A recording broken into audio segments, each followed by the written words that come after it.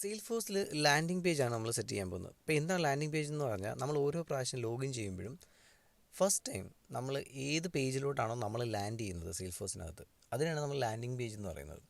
ഇപ്പോൾ നമ്മൾ നോർമലി നോക്കുകയാണെങ്കിൽ, നിങ്ങൾ പുതുതായിട്ടൊരു അക്കൗണ്ടൊക്കെ എടുത്തതാണെങ്കിൽ നമുക്കറിയാം, നമ്മൾ സെയിൽഫോഴ്സിനകത്ത് ഫസ്റ്റ് ടൈം ലോഗിൻ ചെയ്യുമ്പം എപ്പോഴും സെറ്റപ്പിൻ്റെ ഹോം പേജിലോട്ടായിരിക്കും ലാൻഡ് ചെയ്യുന്നത്.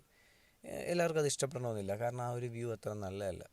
അപ്പോൾ നമുക്കത് കസ്റ്റമൈസ് ചെയ്യാൻ പറ്റും. അതെങ്ങനെയാണെന്നാണ് നമ്മൾ ഈ വീഡിയോ നോക്കാൻ പോകുന്നത്. ഇത് ചേഞ്ച് ചെയ്യാൻ വേണ്ടി ഞാൻ ഈ കാണുന്ന ഈ വ്യൂ പ്രൊഫൈൽ എന്ന് പറയുന്ന ഓപ്ഷനകത്തുനിന്ന് സെറ്റിങ്സ് എടുക്കുകയാണെങ്കിൽ, ലെഫ്റ്റ് സൈഡിൽ അഡ്വാൻസ്ഡ് യൂസർ ഡീറ്റെയിൽസ് എന്ന് പറയുന്ന ഓപ്ഷൻ ഉണ്ട്. ഈ അഡ്വാൻസ്ഡ് യൂസർ ഡീറ്റെയിൽസിനകത്ത് നമുക്ക് താഴോട്ട് വരുമ്പോൾ make setting my default landing page എന്ന് പറയുന്ന ഓപ്ഷൻ കാണാൻ പറ്റും. കണ്ടില്ലേ? ഇതെവിടെയുണ്ട്. അപ്പോൾ ഈ ഒരു സെറ്റിങ്സ് ഇനേബിളായി കിടക്കുന്നത് കൊണ്ടാണ് ശരിക്കും ഇങ്ങനെ സംഭവിക്കുന്നത്. അപ്പോൾ നമുക്ക് എന്ത് ചെയ്യാമെന്ന് പറഞ്ഞു കഴിഞ്ഞാൽ, ഇത് എഡിറ്റ് ചെയ്യാം. എഡിറ്റ് ചെയ്തിട്ട് ആ ഒരു ഓപ്ഷൻ നമുക്ക് അൺചെക്ക് ചെയ്ത് കൊടുക്കാം.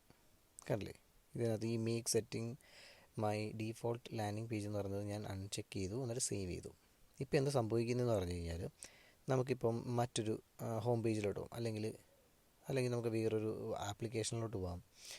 ഓക്കെ, സപ്പോസ് ഞാനിപ്പോൾ ഇതിനകത്ത് സർവീസ് എന്ന് പറയുന്ന ഒരു ആപ്ലിക്കേഷനകത്തോട്ട് പോയി.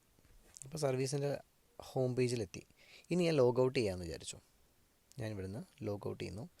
ലോഗ് ഔട്ട് ചെയ്തിട്ട് ഞാൻ വീണ്ടും ലോഗിൻ ചെയ്യുവാണെങ്കിൽ, കണ്ടില്ലേ? നമുക്ക് നോക്കാം. കണ്ടോ? നമ്മൾ വീണ്ടും ആ സർവീസിൻ്റെ ഹോം പേജിലോട്ട് തന്നെ വന്നത്.